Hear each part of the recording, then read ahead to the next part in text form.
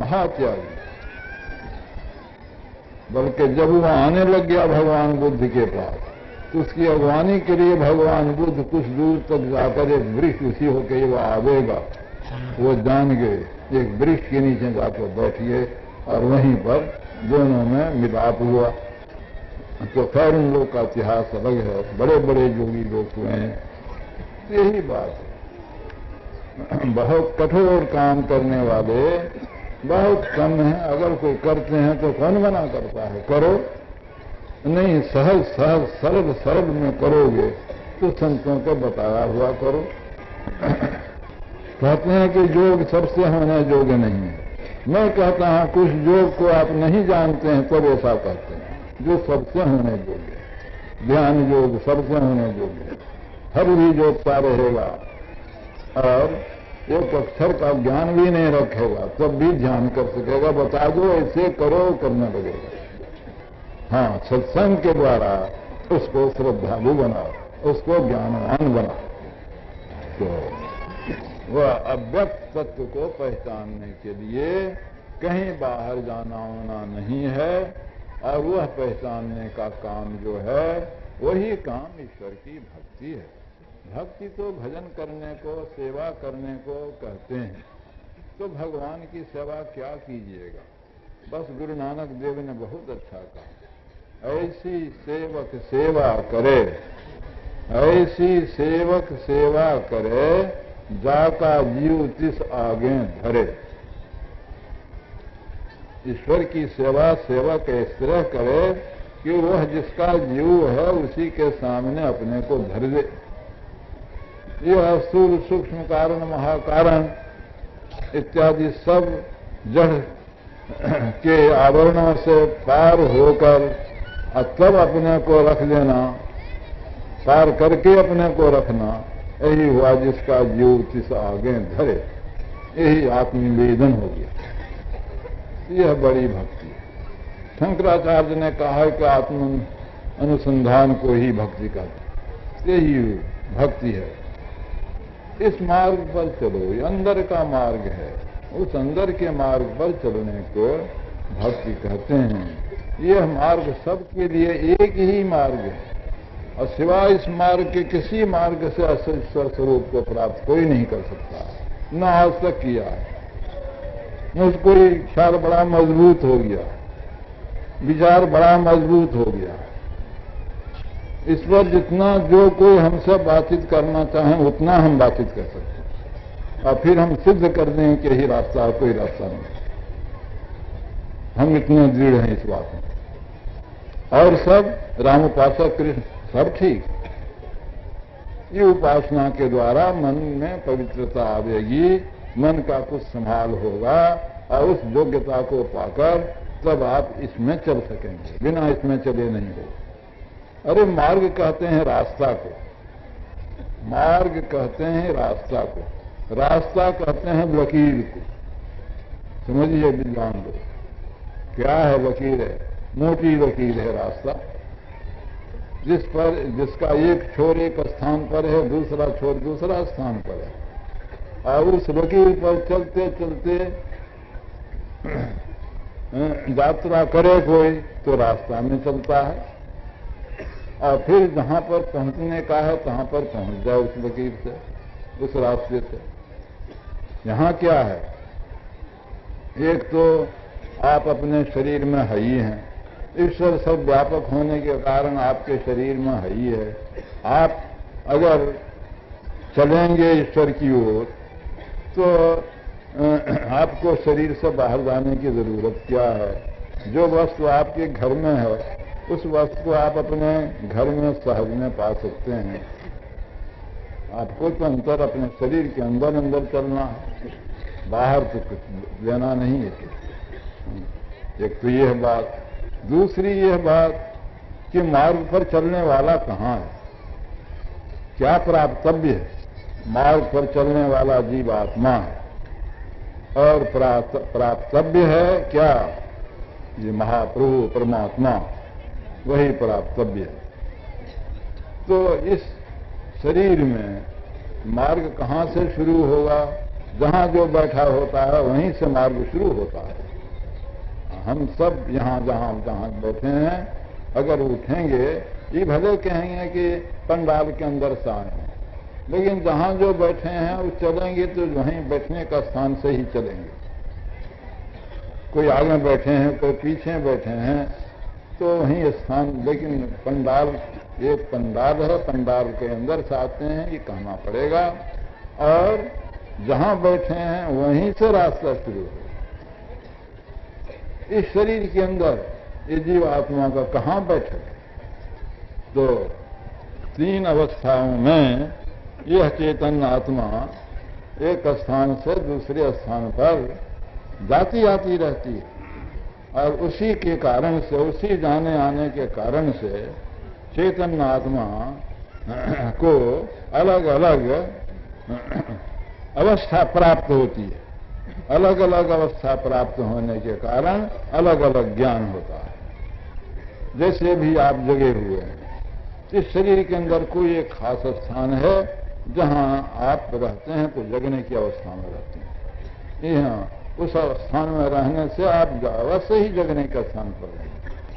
और स्वप्न में उस स्थान पर नहीं रहते हैं, दूसरे स्थान पर जाते हैं तो स्वप्न अवस्था में हो जाते हैं। तब स्वप्न का जैसा ज्ञान होता है उसको आपको मालूम है। और गहरी नींद में फिर तीसरे स्थान पर आप हो जाते हैं। जब गहरी नींद या सुषुप्ति अवस्था आती है तब जो ज्ञान होता है निपट अंधकार, कुछ भी ख्याल नहीं, अपने कहीं का भी होश नहीं, वह ज्ञान होता है। तो तीन अवस्थाओं में इस तरह से आना जाना होता है। तीन स्थान है कि आंख स्थान है जहां जागने में आप रहते हैं। जो आप साधन भजन जप ध्यान करेंगे इसी स्थान पर करेंगे, जागने में ही करेंगे। स्वप्न में कंठ में वासा होता है, सुषुप्ति में हृदय में वासा होता है। और जब आप जागने में भजन करने लगते हैं तब फिर एक और अवस्था होती है, जो जागना भी छूट जाता है और तीन और दो अवस्था तो छूट ही जाती हैं जगने पर, और जागना भी छूट जाता है।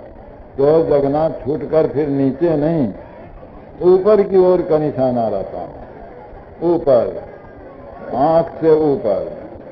उसको उपनिषद में कहा है कि मूर्धाक में, मस्तक में, ऊंचे में, वहां बासा होगा। उसका बड़ा लंबा मैदान है, और उसमें जो अवस्था होती है उसी को चौथी अवस्था या तुरीय अवस्था कहते हैं। उस तुरीय अवस्था में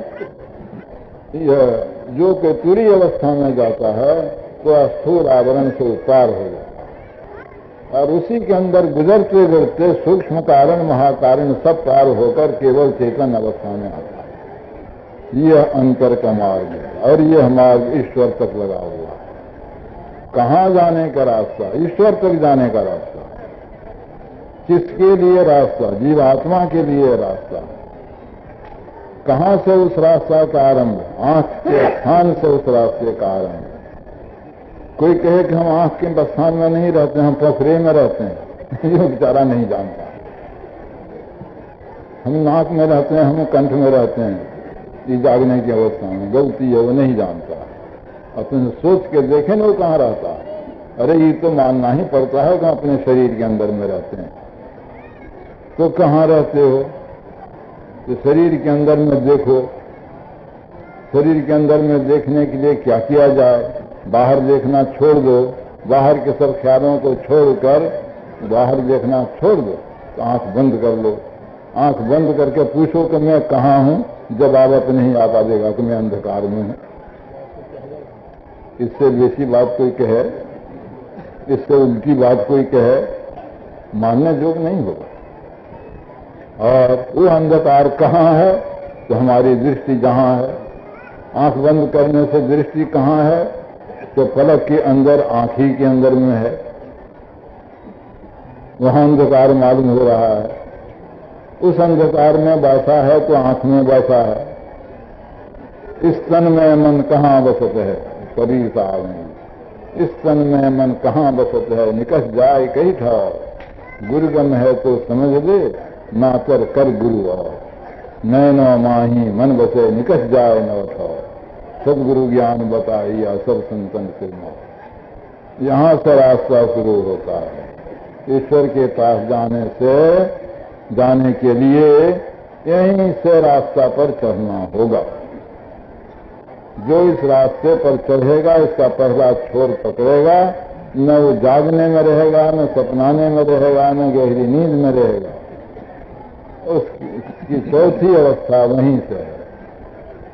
तो जैसे यह जागने के स्थान में रहकर हम लोग जागने के संसार को दूर तक देखते हैं, दूर तक जाते हैं, जहां नहीं जा सकते हैं, नहीं ज्ञान नहीं देख सकते हैं, उसके लिए भी ज्ञान रखते हैं कि भाई और है, और है, और है, बहुत दूर तक है। सुना है कि अब वैज्ञानिकों ने कहा है कि निर्देश काल का भी अंत होता है, सोचा है तो देश काल कहना है, वहां तक जाता है। जब तक जाता रहता है, करने को कर्म बाकी है, तब तक तुरीय अवस्था है। उस तुरीय अवस्था का जहां अंत हो जाता है, पांचवी तुरीयातीता अवस्था आती है। उस तुरीयातीता अवस्था के परे और कुछ नहीं। वही है जो वहीं पर ईश्वर का प्रत्यक्ष। यहाँ वो तो यहाँ तक हो गया कि चेतन आवरण, जो हल्का आवरण है, उससे भी आगे बढ़ गया, केवल आत्मदशा में रहे। यह है भक्ति का पूरा रास्ता। और इस रास्ते को थोड़ा करके समझने पर तो तीन ही बात, अंधकार, प्रकाश और शब्द। शब्द आरंभ में है, ईश्वर से लगा हुआ है, और उस शब्द को परख जाता है, जबकि अंतर में दूर तक पहुंचता है तो उस शब्द को परख जाता है। उस शब्द को परखा कि काम खत्म हो गया, पारस से लोहा छू गया, लोहा छू गया पारस को, अब लोहा लोहा नहीं। सरस्वती ही कंचन भया, छूटा बंधन वो। आज नाम पारस है, मन है मैं बाबो, परसती ही कंचन भया छूटा बंधन हो।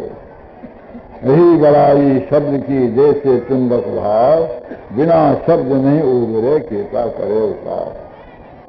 यही शब्द साधन को नाम भजन भी कहते हैं। वर्णात्मक नाम भजन होता है जिह्वा के द्वारा, मन के द्वारा, और ध्वन्यात्मक भजन के लिए मन तो पहले उसमें लगता है, लेकिन जिह्वा का कोई काम नहीं। बिनी मुख के जप करो नहीं, जीभ डोलाओ, मन का काम तो होता है, लेकिन वर्णात्मक का जो जप होता है मानस जप, इससे परे वह लक्ष्मीनाथ गोसाई जी महाराज ने कहा है, लक्ष्मीनाथ परमहंस अनहद अपने साथ है, अजपावा का नाम अमल करो अपनाए के, अमर नाम घर ठाम। यह असली अजपा जप होता है। जाप अजपा हो सहज धुन परख गुरुगम धारी। इस तरह से यह अंतर्मार्ग सबके लिए एक है, न इसमें कोई मजहब का रोक टोक, न इसमें कोई कुल जाति वर्ण आदि का रोक टोक, धनी निर्धन और निर्धन होने का न रोक टोक, अविद्वान और अविद्वान होने का भी न कोई रोक टोक। विद्वान करे तब भी यही बात, और अविद्वान करे तब भी यही बात। एक बेचारा बिल्कुल अपढ़ आदमी, भजन खूब किया, आप बड़े विद्वान, आपने ही भजन खूब किया, होते होते जो कुछ आप पाए बदला, होते होते आप में और उसमें कोई अंतर नहीं रहा। इसीलिए कबीर साहब ने कहा कि मज तो बहुतक भांति का ताहि न जाने कोई, तन मद मन मद, परे गांजा भांग के से जो सबके लिए कहीं नहीं, ये सबको छोड़ो। लेकिन फिर कहते हैं मद तो बहुतक भांति का ताहि न जाने कोई, तन मद मन मद जाति मद माया मद सब गोय। विद्या मद और गुण मद राज मद उन्मद, इतने मद को रद्द करे तो पावे अनहद। तो इसका अर्थ नहीं कि पढ़ो लिखो नहीं मूर्ख बने रहो, इसका अर्थ तो नहीं है। इसका अर्थ है पढ़ो लिखो घमंडी मत बनो, इसका अर्थ ही विद्या विदाति विनयन को याद कर लो, जहां विनय है वहां घमंड कहाँ है। तो भक्ति के बारे में जो मैं भक्ति का बारे कहता हूँ और समझ गया हूँ, वो यही है कि जिस रास्ते का भी वर्णन हुआ है उस रास्ते पर चले। आधार आपके अंदर की ज्योति है और आपके अंदर में शब्द है, वही आधार है। गंगा जी में कोई पड़ा हुआ है जल में, तैरता जाता है, उसका पथ जल है, जल ही जल चलता हुआ जल को पार करके सूखी जमीन पर चला जाता है। इसी तरह जहां तक कि कोई ज्योति में जाने चाहता है तो ज्योति ही ज्योति में जाता है, ज्योति ही पथ है, ज्योति ही अवलंब। शब्द अभ्यास में जाने चाहता है, अब शब्द ही अभ्यास करके वो जाएगा, तो शब्द ही उसके लिए रास्ता है और शब्द ही उसके लिए आधार है। शब्द को पकड़कर शब्द को पार करता है, ज्योति को पकड़कर ज्योति को पार करता है, छोड़ते जाता है, आगे बढ़ते जाता है। पक जैसे पानी को हाथ से ऐसे ऐसे मारा तैरने में, तो गोया पहले तो ज्योति को ये इसको जल को ऐसे पकड़ा और फिर छोड़ दिया, फिर आगे फिर जल ही को पकड़ा, फिर छोड़ दिया, फिर आगे जल ही को पकड़ा, तो जल पकड़ते हुए जलपथ को पार कर देते हैं। इसी तरह से ज्योत पकड़ते हुए ज्योत को पार कर देते हैं, इसी तरह से शब्द पकड़ते हुए शब्द को पार कर देते हैं। यही रास्ता है। यह जो उपासना के साधन हैं, शिव शाक्त आदि में जो उपासनाएं हैं, ये उपासना के जो साधन हैं, मैं इनको निरर्थक हरगिज नहीं कहता हूं। मैं तो कहता हूं कि पहले ये अवश्य चाहिए। ये गोरा है, परंतु ही खत्म कर दो कि इतना ही तक में सब हो जाएगा, अपने आप हो जाएगा। ये अपने आप हो जाएगा तो संतों का ज्ञान जो पूरा पूरा है वो निरर्थक ही रह जाएगा। लेकिन युक्ति संगत रूप से आप इसको समझा नहीं सकते कि इसी में अपने आप हो जाएगा। युक्ति संगत रूप से पैसा आप समझा नहीं सकते। मैं इसके लिए बराबर कोशिश करता चला आया हूं और इस पर मजबूत हूं कि इसको ठीक ठीक समझा सकूं और समझाता हूं। इस पर मजबूत हूं। बहुत लोग कहते हैं कि सबको मैं ही रात बताता है एक ही रास्ता। भाई दूसरा रास्ता है तो बता दो। किधर जाओगे? कौन जाएगा? आपका पैर जाएगा? देह जाएगा? कौन जाएगा? कहां से चलोगे? इस सब बातों को जानो तो रास्ता की कैफियत बूझो और रास्ता का निर्णय जानो। ये रास्ता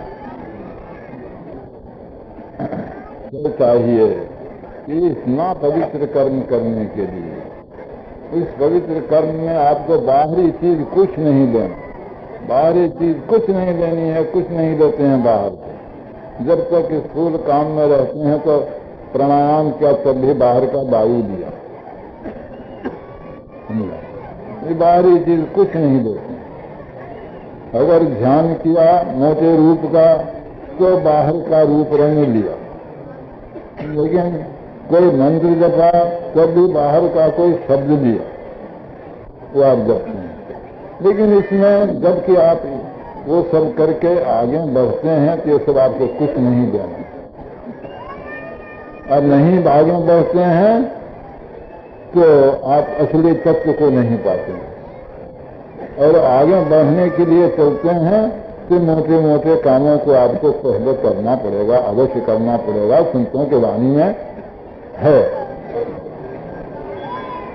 और फलाने ने तो नहीं किया, सूक्ष्म से ही शुरू कर दिया। अरे अनेक जन्म से करता हुआ आता था तो उसको बड़ा संस्कार था, उस संस्कार से पकड़ दिया। जरा गुरु का इशारा पाया, संस्कार जिसका उत्तम था पकड़ दिया। पहले से बहुत कष्ट का आता था। सब इसी तरह नहीं हो सकती। इसलिए जैसे एक शरीर को जिंदा रखने के लिए पैर की बड़ी आवश्यकता है और सिर की भी बड़ी आवश्यकता है। न सिर काट डालो न पैर काट डालो तो तुम्हारा शरीर जिएगा। न सिर काट डालो न पैर काट डालो, दोनों को रखो, दोनों काम की चीजें। तो यह जो मोटी उपासनाएं हैं ये कोई रास्ता नहीं है। रास्ता पर चलने के लिए ये सहारे हैं, पहला सहारा। लेकिन सहारा को ही कह दो कि पूर्ण हो गया तो बड़ी गलती है। इसीलिए लोग, एक महात्मा कहते थे मेरे जी, वो कहता तो सब है, मानता कुछ नहीं। हम तो खूब आश्चर्य कहते हैं, कहता सब है, मानता कुछ नहीं है। कहता है काहे को? ये तो कहता ही नहीं कि ये नहीं करो, ये नहीं करो, ये नहीं करो। वो जब होता है कि स्थूल साधन से सूक्ष्म में चलने, तो ये बहुत पवित्र काम है, बहुत पवित्र काम है। जिसकी हृदय में शुद्धता नहीं है वह इस काम में अग्रसर हो, इस काम को चलना, इस काम को लेके चलना पसंद करें। पसंद तो कर भी सकता है लेकिन कर नहीं सकेगा। हृदय की शुद्धि चाहिए। हृदय की शुद्धि के वास्ते झूठ नहीं बोलो, चोरी नहीं करो, व्यभिचार नहीं करो, नशाओं को नहीं लो, हिंसाओं को नहीं करो। हिंसाओं को छोड़ देने के वास्ते यहाँ तक कि मत्स्य मांस का भोजन भी छोड़ दो। मनुस्मृति में पढ़ो, वहाँ लिखा हुआ है कि मारने का जो सलाह दे कि मारो, या आज्ञा दे कि मारो, अनुमंता मारने को जो कहे एक, जो मारे दो, जो टुकड़ा टुकड़ा करे तीन, जो बेचे चार, जो खरीदे पांच, और जो पकावे उसको छह, जो उसको परोसे सात, और जो उसको भोजन करे आठ। आठ घातक मनु जी ने बताया, ये आठ घातक है। तो आठों से बचो, नहीं खाओ आठों से बचो, नहीं खाओ आठों से बचो। यह जान करके कि इनके सत्संग में ही मना होता है, तो इसमें भी लोग कितने डर से भागते हैं। कितने तो बाप रे बाप झूठ बोलना मना है, बाप बाप को नहीं लगवाते हैं। कहते कितने कहते हमारा रोजगार ही पार हो जाएगा। अरे रोजगार क्या पार होगा, रोजगार तो किसी रोजगार में रह करोगे, परंतु तुम्हारा संसार का चक्र पार हो जाएगा, संसार का दुख से तुम छूट जाओगे। इस तरह से पवित्रता से जीवन बिताना चाहिए। और यह बात है कि धन कमाना सबके लिए आवश्यक है, कोई कहे नहीं तो मानने योग्य नहीं। धन कमाओ, लेकिन शुद्धता पूर्वक धन कमाओ। कितना धन कमाओगे इसका अंदाज किसी को नहीं। जितना हो फिर हो जाए और कमाया जाए और कमाया जाए, तो कमाते ही रह जाओ। बहुत कमाओ, बहुत कमाओ, बहुत का कहीं अंदाज नहीं। घर बढ़ जाए धन से, लेकिन धन का और चाहिए और चाहिए।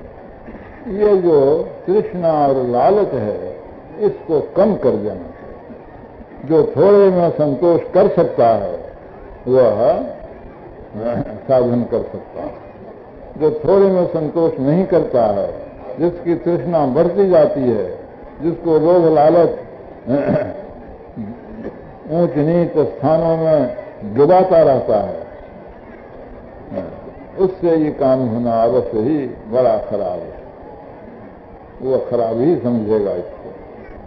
नहीं तो ऊंचा समझता है तो कहता है कि ऊंचा तो है लेकिन मेरे योग्य नहीं है। तो धन कमाओ, अवश्य धन कमाओ, लेकिन शुद्धता पूर्वक कमाओ।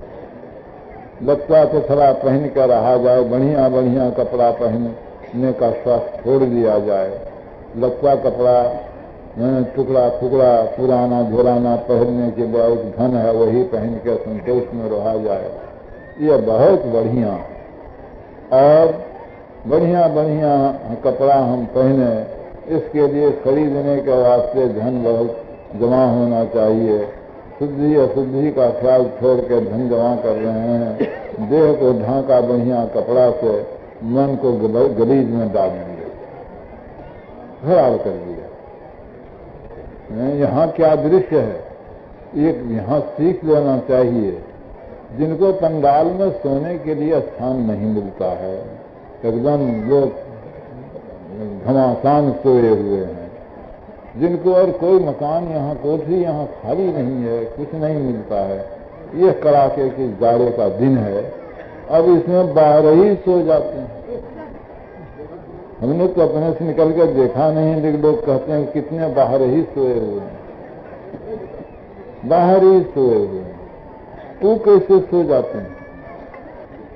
कोई पूरी मिठाई किनकर खाते हैं, खरीद कर खाते हैं, और कोई अपना घर से सत्तू ले आए हैं या सत्तू खरीद लेते हैं, खा लेते हैं। असंतोष पूर्वक रह करके ध्यान भी करते हैं और सत्संग भी करते हैं। तो पूरी मिठाई खाओ न मना कौन करता है, लेकिन शुद्ध आजीविका चाहिए। पूरी मिठाई खाने के लिए अपने मन को पाप में मत डुबाओ। चोरी, बेईमानी, ठगई, इस सब की बात से हट के रहो। तो यह है, तो धन का कमाना अच्छा है, परंतु धन को बुरी तरह कमाना यह ठीक नहीं, ये आपको पीछे हानि में पहुंचा देगा। और जीवन काल में ही कहीं बड़ा भारी धक्का दे देता है। बहुतों को बड़े बड़े को धक्का लगा, नाम क्या कहना है, बड़े बड़े को धक्का लगा, किसी तरह अपने ऐब को बचाते हैं लेकिन उनका मन शर्मिंदा रहता है। अकिल के पेट से अपने को बचाते हैं परंतु उनका मन शर्मिंदा रहता है। लेकिन जो मामूली ही पैसे में गुजर कर देते हैं उनका मन तो नहीं शर्मिंदा रहता है। इसलिए धन कमाने में जो यह बुरे तरीके हैं, बुरे तरीके से धन मत कमाइए। लेकिन ये बुरे तरीके को छुड़ावेगा कौन? केवल यही ख्याल रहे कि धन कमाओ धन कमाओ धन कमाओ, यही ख्याल रहेगा तो बुरे तरीके को छुड़ा देगा। यही बहुत है, इसीलिए बुरे तरीके से लोग धन कमाते हैं। और हम लोग को विश्वास है, आप भी समझ सोच के देखिए, ईश्वर भक्ति के पक्ष में आ जाइए, आपके मन में ये पक्ष मजबूत हो जाए तो बुरा तरीका कौन छोड़ा दे? बुरा तरीका ईश्वर की भक्ति आपको छोड़ा दे। झूठ, चोरी, व्यभिचार, नशा, हिंसा, इस सबसे आप बचने लगिए क्योंकि भाई भक्ति में बाधक हैं ये, इनसे आप बचिएगा और इनसे बच बच कर धन कमाइएगा तो और ज्ञान रखिएगा तो संतोष परम लाभ है। संतोष आपको रहे बन के और लोभ लालच से अपने मन को आप हटा कर रखें। आपके अंदर भी एक सुख पहले नहीं जैसा लगे लेकिन पीछे आपको एक सुख उत्पन्न होगा, जीते जी सुख उत्पन्न होगा। दुष्ट कर्मों से बचना ईश्वर भक्ति के सहारे से हो सकता है, किसी के डंडे से नहीं हो सकता। डंडा बजरता रहता है, दुष्ट कर्म होते ही रहते हैं और बढ़ते ही जाते हैं। इसका तो आजकल क्या कहते हैं, शिव जी का जो है तांडव नृत्य है, दुष्ट कर्मों का आजकल तांडव नृत्य हो रहा है आपके देश में। इससे खाली डंडे के मार से दुष्ट कर्म भागने वाला नहीं। ईश्वर की भक्ति के पक्ष में आओ तो किसी का डंडा भी नहीं, डंडा मारने वाला भी आदर करने लग जाए। ईश्वर भक्ति के पक्ष में आ जाइए, आप भक्ति का मुलायम डंडा लगेगा और आप दुष्ट कर्मों से बचते हुए चले जाएंगे। और जब दुष्ट कर्मों से 1, 2, 3 अनेक इस तरह से बचेंगे तो आपके देश में शांति छा जाएगी। और मेरा कहने का मतलब यह है कि तब आप कहेंगे कि हमको स्वराज तो पहले ही से है, अब दुष्ट कर्म सब बहुत दूर हो गए हैं तो अब स्वराज में सुराज भी हो गया। और दुष्ट कर्म रहने से सुराज तो नहीं होता। न तो हम इसमें सरकारी कोई निंदा करते हैं, न हम इसमें यह कहते हैं कि भक्ति भाव हमारे देश के सरकार को नापसंद है। अध्यात्म पथ में लोग आओ, अब राजनीतिक लोग भी कहने लगे हैं, जो यहाँ के बड़े सबसे बड़े सरदार थे, जिनके बहुत प्रयास से उनके साथी सब उनके साथ हुए और यह स्वराज्य आपको मिला है, वो महात्मा गांधी, वो महात्मा गांधी भक्त लोग कितने सच्चे थे। उनके जीवन में पढ़ा कि वो जब अफ्रीका में वकालत करते थे तो एक आदमी झूठा मुकदमा उनको दे दिया। लोग जानते थे कि झूठा मुकदमा नहीं लेते हैं, वो झूठा मुकदमा इस तरह से बात बना कर उनसे कहा और इस तरह गवाही दिलवा दी तो उनको सत्य प्रतीत होने लग गया। तो मुकदमा साफ करके जिस दिन राय सुनाने की बात थी, संजोग ऐसा कि किसी ने कह दिया कि महाराज आप क्या वकालत करते हैं, आपके लिए तो है कि आप झूठा, जो सब झूठा मुकदमा है, ऐसे झूठा है, ऐसे झूठा है, शिकायत कर दी उसकी। उन्होंने और लोगों से पूछा तो मालूम है कि ठीक कह रहा। यहाँ हाकिम अब जीत के लिए राय सुनाने वाला है, जाके उन्होंने कह दिया कि मैंने जितना बहस किया है बिल्कुल झूठा। जीत कर मुकदमा हार गया। और हमारे ये गार्जियन थे, जब मैं पढ़ता था तो ये गार्जियन थे, बूढ़े झंखार, वो थे पुराने जमाने के नक्शा, दरभंगा जिला उनका घर था। तो जिसका मिसाल कुछ नहीं है, बिना मिसाल का है, अनुपम है और सबसे बड़ा है,